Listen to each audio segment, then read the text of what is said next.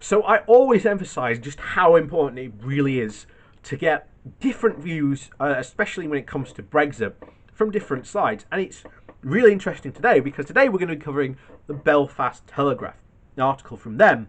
And they've gone through, there's some research that's been carried out that they're commenting on. It's been conducted by the Economic and Social Research Institute. And it just goes to show you how a hard Brexit, which we're pretty much going for now, is going to be, and it is going to be even worse than has been predicted. So we'll get into that straight away with their article. So the impact of a hard Brexit on an economy already struggling with COVID-19 could be much worse than previously predicted, researchers found.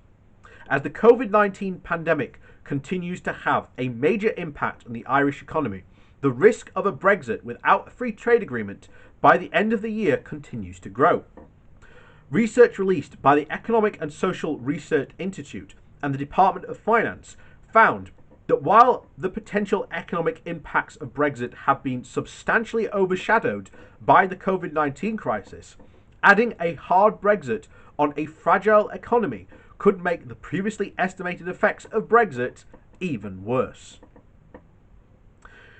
The study also found that there is a limited overlap between the sectors at risk from a hard Brexit and those most enjoying the impact, and those most being impacted by COVID-19. Each sector is ranked in terms of its exposure and each shock using three categories: severely affected, moderately affected, and unaffected sectors. So, as you can already see, this is already quite, well, a serious concern. Not even just in Ireland here, we're talking about, this is Belfast we're talking about. That's Northern Ireland.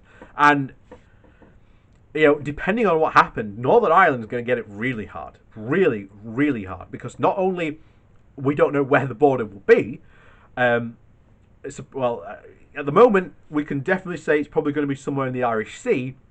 So that means potentially leaving Northern Ireland in the sort of the customs union and single market, which in a way will be sort of good for many of their businesses, but not completely, because if all of a sudden that border jumps to, let's say, between Northern Ireland and the rest of the Republic, that causes huge problems, huge, as they say.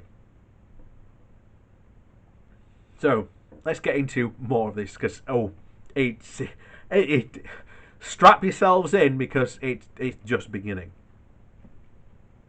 So those worst affected by COVID-19 were wholesale and trade and retail trade, accommodation and food services, construction and industry.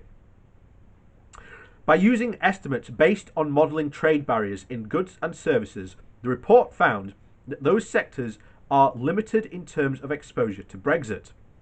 The industry's Brexit trade barriers would be expected to most strongly include agriculture, food and traditional manufacturing, and these are all highly reliant on the UK as an export destination.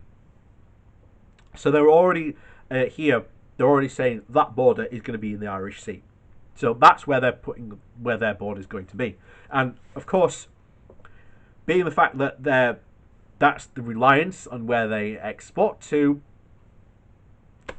that's going to be a massive problem for businesses in Northern Ireland. That will cause job losses, and there is a reason why recently Sinn Féin said that there will probably be a referendum on Northern Ireland rejoining the rest of Ireland in probably less than 5 years, and I fully agree that is probably what's going to happen. Of course, there are whole other factors surrounding that referendum, what might happen, and so on. But that's all in the Good Friday Agreement. So, no sector was categorically was in the category of severely exposed to both Brexit and COVID-19. Oh, financial services are also potentially highly exposed to changes in market access between the UK and the EU, the report also said. However, some sectors did fall into the category of being severely exposed to one shock and moderately exposed to another. A combination of that leaves them at some risk if the two shocks are combined together.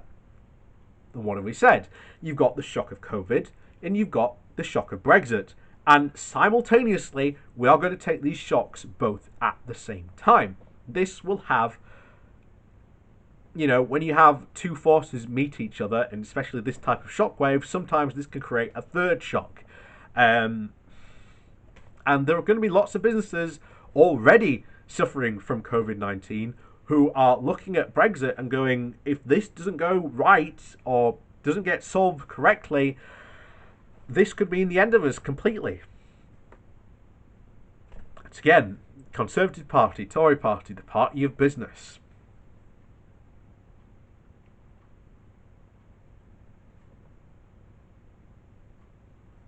So, the research also notes that the ranking of risk exposure at a sector level and the impacts on individual firm may differ from this. It is also found limited exposure to sectors most impacted by COVID-19 further being hit by Brexit. Martina Lewis, the author of the report and a research professor, also said that overall, these findings suggest that adding the Brexit shock to that of COVID-19 brings a wider range of sectors exposure to economic risk, but that they do not lay further substantial risks onto those sectors that have already taken the largest COVID-19 hit. So instantly there we have, just shocking problems. To be honest, at the start of all this, what Johnson just should have done, of course, if he was responsible, he just said, well, because of the current crisis, we're going to extend the transition period by a year because we can't dedicate time to doing these Brexit negotiations and try and sort out the whole COVID-19 mess at the same time. Now, of course, this creates huge, it wouldn't have lost him any much supporters. Even the Brexiteers would have had to climb down after seeing just how much and how badly COVID-19 has. However, we do know that lots of Brexiteers were cheering the fact of COVID-19 came because they can blame any economic damage not on their precious Brexit, but on COVID-19. But, as I've said before, we're one of the only countries that is in a COVID-19 recession. Now, why has our country done so badly when others aren't anywhere near that level? And that is because of Brexit. You have to factor in that Brexit factor. Now, of course, when this year is over, we will have tons of reports, and I guarantee you, we will get reports saying exactly that. Why were we so uniquely hit in this time? What were the factors which caused us to have such a serious recession? Brexit. You look at the other countries who are taking a hit. They are taking a hit, but not as badly as us. Why? Brexit.